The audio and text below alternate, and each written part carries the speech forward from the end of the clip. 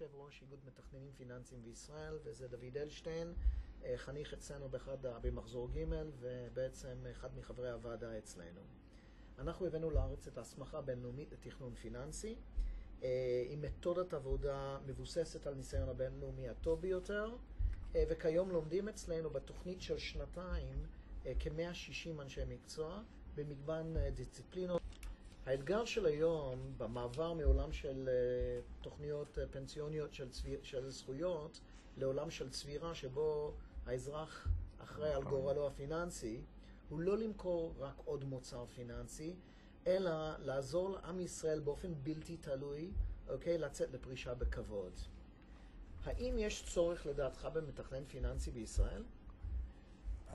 אני חושב שאין ספק שיש צורך, ולא צורך סתם אלא צורך אקוטי. זאת אומרת, כל מה שאמרת, שבעצם היה פה מעבר בין אחריות של מדינה לפנסיה, ובין אחריות של גופים כמו הסתדרות, שאנחנו יודעים איך זה נגמר, לאחריות אישית. שיש עם זה פלוסים רבים, זאת אומרת שזה אומר שהפנסיה שלך היא שלך ולא של מישהו אחר, ולא נתנו אותה למישהו, התחייבו לי יותר מדי על הכסף שאתה צברת, אלא היא באמת שלך. אבל האחריות כמובן שבאה עם זה, זה איך אתה מנהל את הפנסיה הזאת, למי אתה נותן לנהל אותה, מה אתה עושה, באיזה כלים אתה עושה את זה, באיזה רמות סיכון. ולכן בכל הדברים האלה מחייבים ייעוץ, כי אף אחד מאיתנו לא מסוגל להיות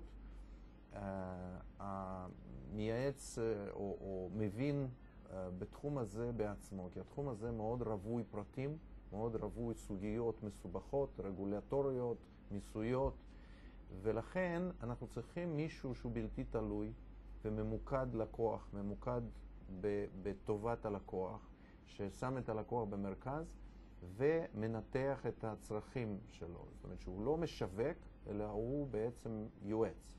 אני משווה את זה למערכת רפואית. אנחנו לא הולכים, אם יש לנו איזו בעיה רפואית או איזה צורך רפואי עתידי, אנחנו לא הולכים לחברת תרופות ומתחילים לבדוק בין התרופות שנמצאות על המדף, מה יעזור לנו. כי אנחנו יודעים שאנחנו לא מבינים בזה. אנחנו הולכים לבן אדם עם חלוק לבן, שאנחנו כולנו יודעים שהוא בעצם היועץ בלתי תלוי, שטובתנו היא במרכז ענייניו, ואנחנו הולכים אליו ושואלים אותו מה צריך לעשות. והוא בעצם מייעץ לנו, אז הוא בוחר בשבילנו את התרופה נכונה, או טיפול נכון, דיאגנוזה כזאת, בדיקות נוספות וכן הלאה. זה די דומה לכאן. זה לא אומר שאין משווקים שמביאים כל מיני תרופות שאפשר לקנות אותם בית מרקחת בלי מרשם. יש את התחום הזה שקיים, אבל הקור, הגרעין העיקרי, המשמעותי של הבריאות שלנו, אנחנו בכלל לא, הרגולטור בכלל אוסר לחברות שנותנות שירותים לבוא ישירות ללקוח. עכשיו, אני לא יודע אם אנחנו צריכים לאסור את זה פה בתחום הזה, אבל אנחנו בטח צריכים מישהו שכל הציבור ידע שיש בן אדם עם חלוק לבן, שבמרכאות כפולות, שהוא ממוקד, או היא ממוקדים בטובתנו, ומנתחים לנו את הצרכים, את הפסיכולוגיה שלנו, אם אנחנו מוכנים לקחת סיכונים, לא מוכנים לקחת סיכונים, וכל אחד שהם מונים מאיתנו טעויות, שהם יודעים את כל הדברים המוסדיים, כמו רגולציה, כמו מיסים, והם מפעילים את כל השיקול דעת כדי להיטיב עם הצרכים של המשפחה הספציפית הזאת, המשפחה שלנו, בצרכים עתידיים שלנו. האם אתה, כפרופסור לכלכלה ומימון, חושב שהיית נעזר באופן אישי במתכנן פיננסי? האם המקצוע הוא מורכב עד כדי כך שאפילו איש מקצוע כמוך היה נזקק למתכנן? זה מאוד מאוד פשוט. פשוט לי לענות על השאלה הזאת, כי זה מה שאני עושה. זאת אומרת, זה לא שאני לא מסוגל להבין את זה. זאת אומרת, אני אשקיע חצי שנה של החיים שלי, וילמד את כל הרגולציה, ואת כל המיסוי, ואת כל הסוגיות של זה. אולי פחות מחצי שנה. אבל אני אז אצטרך לעשות מעקב, ואני אצטרך כל הזמן להתעדכן. זה לא יעיל. זאת אומרת, זה חבל שכל משפחה תעשה את התהליך הזה. אנחנו הרי לא הולכים כולנו, רק בגלל שאנחנו חותמים מדי פעם על איזשהו חוזה, לא כולנו הולכים ללמוד משפטים. זה לא יעיל, יש אנשים ספציפיים שמתמקדים בלמידת משפטים, וכשאנחנו צריכים לחתום על חוזה או לפתור איזושהי סוגיה משפטית, אנחנו הולכים, שוכרים את הבן אדם, אותו דבר רואה חשבון, אותו דבר מהנדס. זה עוד מאדם סמית. זאת אומרת, זה לא שונה כאן. אני מתאר לעצמי שאני מסוגל לעשות את זה, אני לא עושה את זה כי זה לא יעיל.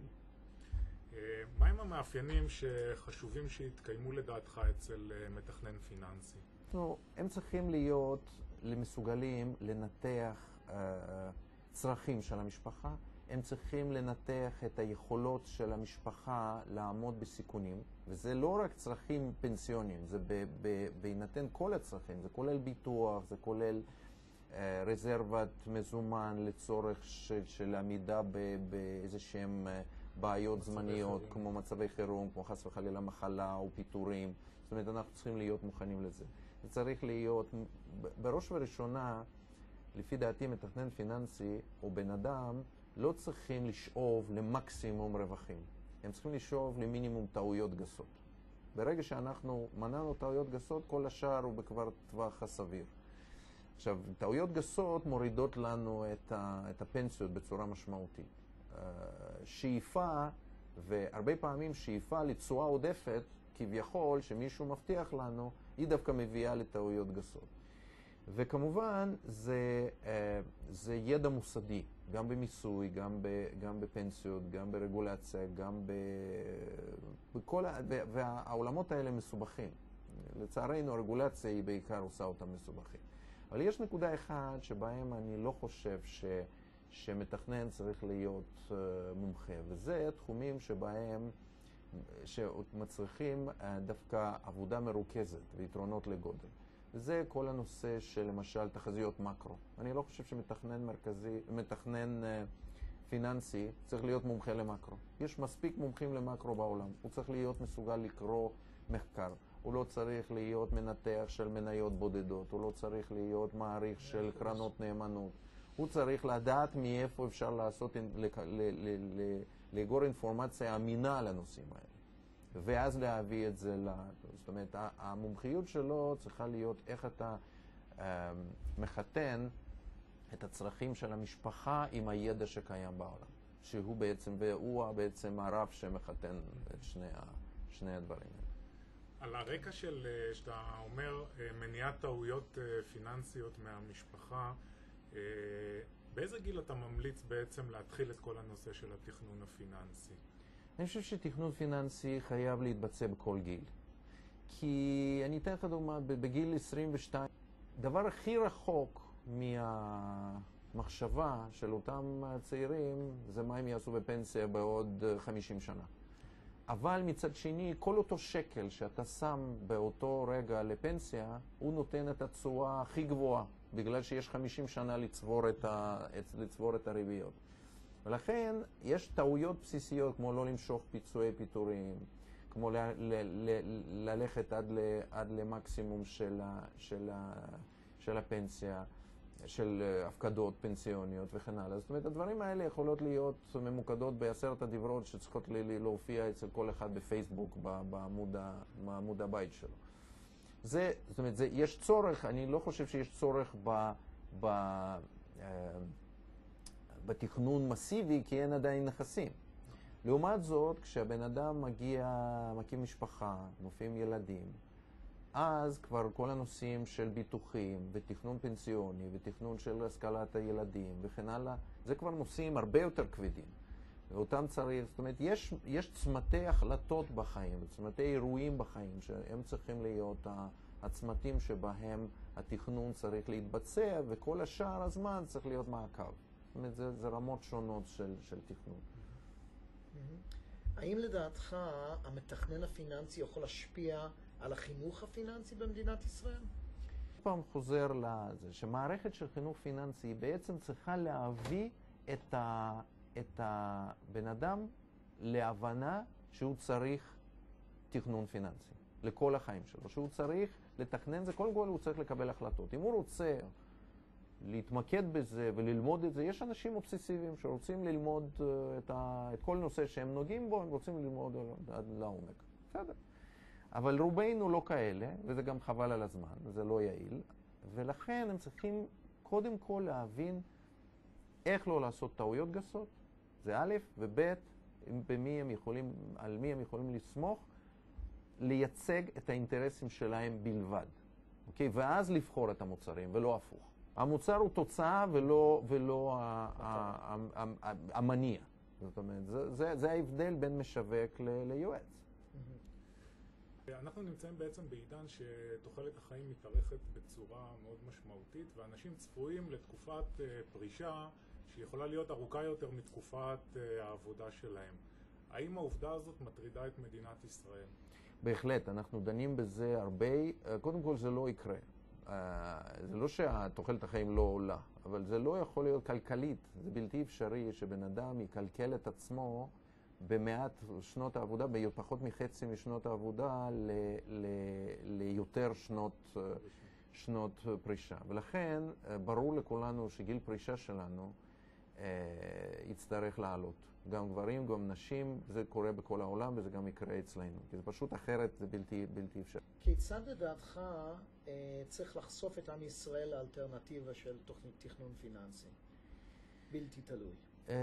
אני חושב שזה בעצם מודעות שהתכנון פיננסי זה לא באיזה מניה כדאי להשקיע מחר בבוקר. אם מישהו מבין בזה, ואני סומך על הג'אג'מנט שלהם, אני נותן להם את הכסף שלי ושהם יעשו את זה.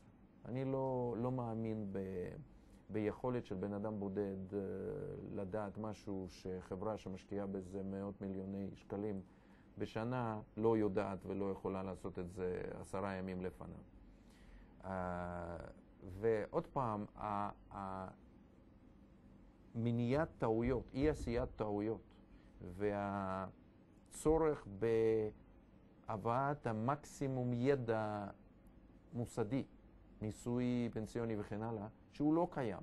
זאת אומרת, הוא לא קיים אצל אף אחד מאיתנו, אלא אם כן זה העבודה שלנו.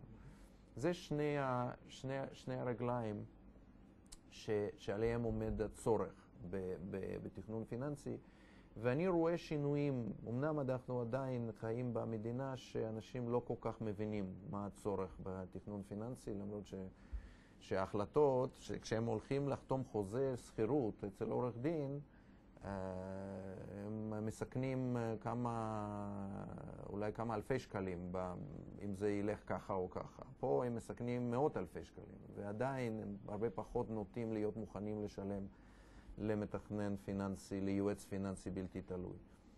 אבל אני רואה שינויים, והפעילות שלכם, אני מאוד שמח שיש פעילות כזאת באופן כללי ושלכם באופן פרטי במדינת ישראל, כי זה בעצם זה גם מעלה את ההיצע שאנשים שמסוגלים לעשות את זה ורוצים להפוך את זה לקריירה שלהם ולמקצוע שלהם, וגם מצד שני זה מעלה את המודעות ולכן זה מעלה את הביקוש. אז אני מאוד שמח שזה קורה. אז קודם כל אני באמת רוצה להודות לך בשם האיגוד. בעולם ראינו לפי דיווחי CNN שהמקצוע מתכנן פיננסי הפך להיות אחד מהמקצועות המבוקשים בארצות הברית. אני מאחל לנו שאכן זה יגיע גם למדינת ישראל, והמודעות של הצרכנים, של אזרחים במדינת ישראל תהיה לקבל ייעוץ והכוונה בלתי תלוי לחלוטין על המשפחה, זאת אומרת על מגוון הפתרונות, על הנכסים ועל ההתחייבויות.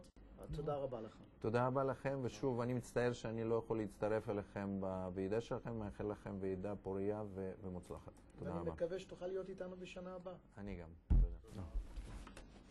תודה.